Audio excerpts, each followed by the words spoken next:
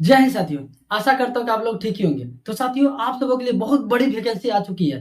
साथियों, ये डिपार्टमेंट है एसएससी। और साथियों, एसएससी हर साल एसएससी जीडी का फॉर्म लाती है। तो साथियों, आप एकदम खुश हो जाइए कि इंडिया की सभी मेल और फीमेल कैंडिडेट इसे भर सकते हैं। तो साथियों, इसमें बहुत बड़ी पोस्ट आई है। तो पोस्ट की संख्या साथियों है कितना? तो साथियों 24,369 पोस्ट है। ये अपने आप में साथियों बहुत ज्यादा पोस्ट है। इसीलिए साथियों, अब की बार इस पोस्ट के लिए आप एक पोस्ट के लिए तलगदार है और इसे जरूर भरिएगा। और साथ इसमें क्या क्वालिफिकेशन रहने वाले हैं, क्या क्या स्टैंडर्ड फिजिकल क्या होंगे, रिटेन क्या होंगे, मेडिकल होंगे, और साथियों इसका एग्जाम कब होंगे और कितना फी लगेंगे, और साथियों और जो भी जरूरी जानकारी होंगी सभी आपको इस वीडियो के माध्यम से देना चाहूंगा। अगर आप चैनल पर नए हो तो चैनल को सब्सक्राइब जरूर करिएगा साथियों, क्योंकि साथियों आपको रेलवे तथा एसएससी तथा और भी गवर्नमेंट के एग्जाम के बारे में पल पल का नोटिफिकेशन आपके पास जाता रहे। तो चलिए साथियों, वीडियो को शुरू करते हैं। देखिए, एसएससी जीडी में साथियों बहुत बड़ी वैकेंसी निकल कर आ चुकी है। और आपको याद रखना है साथियों, 2022 और 23 में रेलवे एसएससी और भी वैकेंसी और भी जो पोस्ट है उसमें सरकार मिशन मोड में है। इसलिए अब की बार नहीं तो साथियों कभी भी नहीं, क्योंकि क्या पता आगे आने वाला पोस्ट हो वो भी ना आए। लेकिन जो आगे में है बस उसे करिए, बाद के बाद को छोड़ते हैं। तो देखिए, टोटल पोस्ट की संख्या है 24,369। यानी साथियों अब की बार बहुत ज्यादा वैकेंसी निकालेगा। और हर साल लगभग एसएससी जीडी इतना निकालती है। अब देखिए, अप्लाई कब से होंगे? तो साथियों अप्लाई होंगे 27 अक्टूबर से। याद रखिएगा, अप्लाई कब से करिएगा, फिर से बोलता था साथियों 27 अक्टूबर से आपका अप्लाई होना शुरू हो जाएगा। और साथियों 30 नवंबर का इसका लास्ट डेट है। यानी लास्ट डेट से पहले साथियों आप भरिएगा, क्योंकि सर्वर कभी कभी प्रॉब्लम देता है और आपका फी कभी फंस जाता है, तो कभी फॉर्म एक्सेप्ट नहीं होता है। इसलिए साथियों एप्लीकेशन जो इंड होंगे उससे पहले आप जरूर भरिएगा। अब हम बात कर लेते हैं साथियों एज लिमिट की। तो साथियों एज याद रखिएगा, पहले बात कर लेते एग्जाम कब होगा। तो साथियों इसका एग्जाम होगा जनवरी 2023 में। 2023 में आपका एग्जाम होने वाला है। आप तैयार रहिएगा, और तैयारी करते हैं तो साथियों और उसको धार दीजिएगा, जितना सेट मार सकते हैं जरूर मारिएगा। अब देखिए साथियों, एज लिमिट क्या रहने वाला है। तो आपका एज होगा साथियों 1/1/2023 से काउंट होगा। याद रखिएगा, आपका एज जो होंगे 1/1/2023 से आपका काउंट होने वाला है, इसको ध्यान रखिएगा। अब देखिए एज लिमिट की बात कर लेते हैं। तो साथ एज लिमिट क्या होंगे, 18 से लेकर 23 साल तक होंगे। ठीक है, आपको ये याद रखने हैं, 18 से 23 साल होंगे। उसके बाद साथियों इसमें कुछ चेंजेस भी हैं साथियों, कि पिछले साल कुछ कोरोना की वजह से कुछ गड़बड़ी होते हैं, इसलिए आपको 3 साल रिलैक्सेशन दिया गया है। ठीक है, आपको ये ध्यान रख लेना है। अब देखिए बात कर लेते हैं कि जो ओबीसी होते हैं उसे कितना छूट दिया जाएगा। तो साथियों उसे 3 साल छूट दिया जाएगा, और जो एससी एसटी कैटेगरी है उन्हें साथियों 5 साल की छूट दिया जाएगा। इसमें कोई दोहराई नहीं है। अब देखिए हम बात कर लेते हैं एलिजिबिलिटी क्या रहेगी, साथियों आपकी योग्यता क्या रहने वाली है। तो साथियों अगर आप केवल 10th पास है ना तो इसे भर सकते हैं, लेकिन साथियों आपका एज होना चाहिए, बस ये बड़े मायने रखता है। अगर आप 10th पास है तो साथियों इस सारे वैकेंसी को आप भर सकते हैं, जो आपको मैं आगे बताने वाला हूँ। तो देखिए कौन कौन सी वैकेंसी निकल कर आ रही है इसमें। एसएससी जीडी में साथियों, बीएसएफ में साथियों बीएसएफ में कुल 10,497 पोस्ट निकल कर आ रही है। यानी अपने आप में साथियों बहुत बड़ा पोस्ट है, आप इसे जरूर भरिएगा। सीआरपीएफ से निकल कर रही है, सीआरपीएफ साथियों 8,911 कुल पोस्ट निकल कर रही है, यानी अच्छा खासा पोस्ट है, आप इसे जरूर भरिएगा। एआर साथियों, एआर में भी साथियों 1697 पोस्ट आ रही है, तो जरूर आप इसे भरिएगा। उसके बाद देखिए आईटीबीपी साथियों, आईटीबीपी साथियों इसमें आ रहा है 1613 पोस्ट, यानी कुल 1613 पोस्ट आ रहे हैं, आप जरूर भर लीजिएगा। उसके बाद एसएसबी में साथियों 1284 पोस्ट निकल कर आ रहे हैं। उसके बाद है साथियों एनसीबी, इसमें 1200 साथियों 164 पोस्ट निकल कर आ रहे हैं।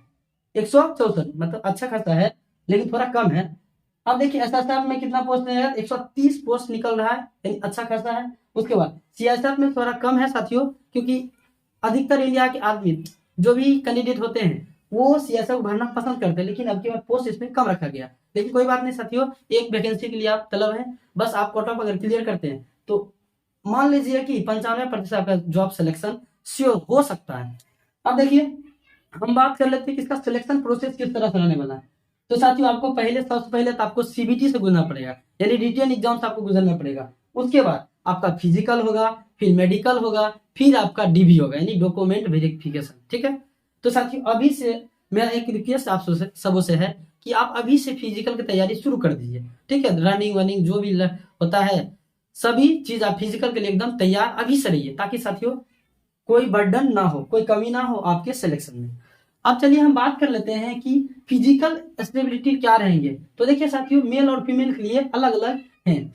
तो साथियों, मेल के लिए हाइट है 170 और जो एसटी कैटेगरी है उन्हें 162 सेंटीमीटर होंगे।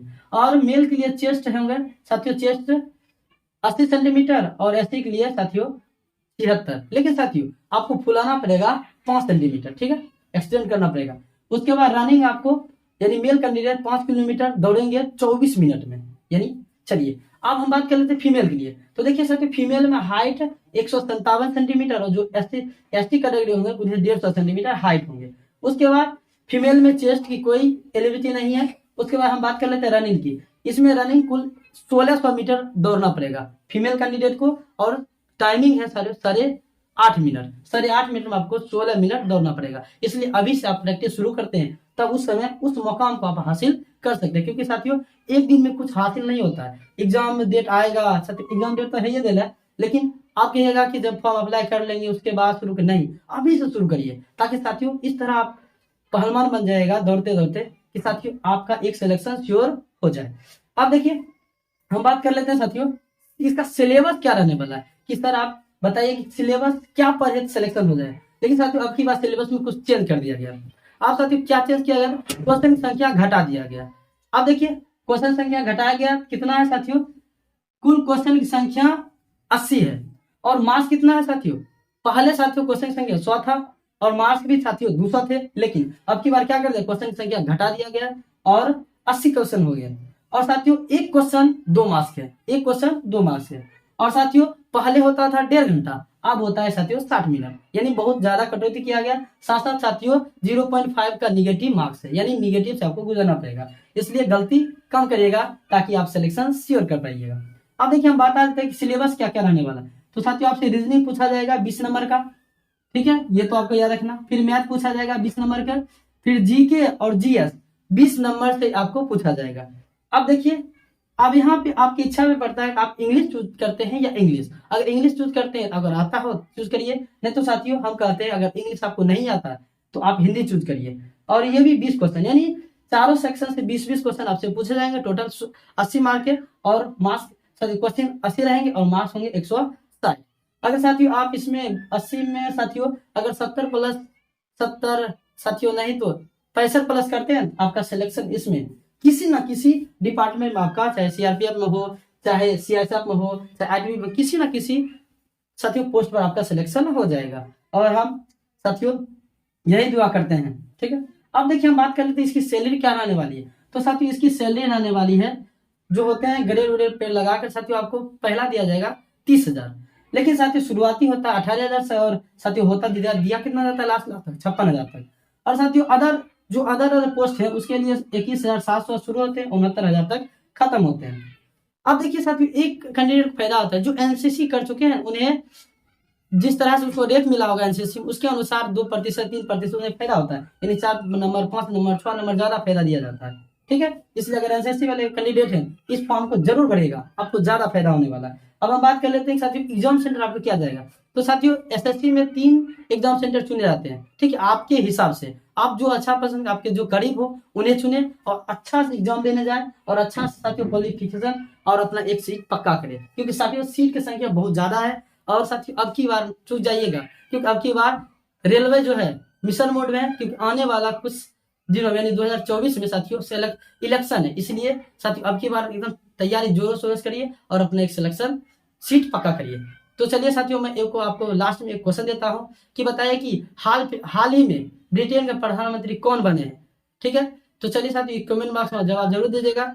चलिए फिर मिलते हैं इसी प्रकार की वीडियो में। अगर साथियों वीडियो अच्छा लगे तो लाइक, शेयर और सब्सक्राइब करना ना भूलें, ताकि साथियों आपको इसी प्रकार की जानकारी सरकारी विभाग से जो भी नोटिफिकेशन आते हैं सरकारी जॉब के, सभी जानकारी आपको इस चैनल के माध्यम से मिलते रहे। फिर मिलते हैं नेक्स्ट वीडियो में, तब तक के लिए धन्यवाद। जय हिंद, जय भारत।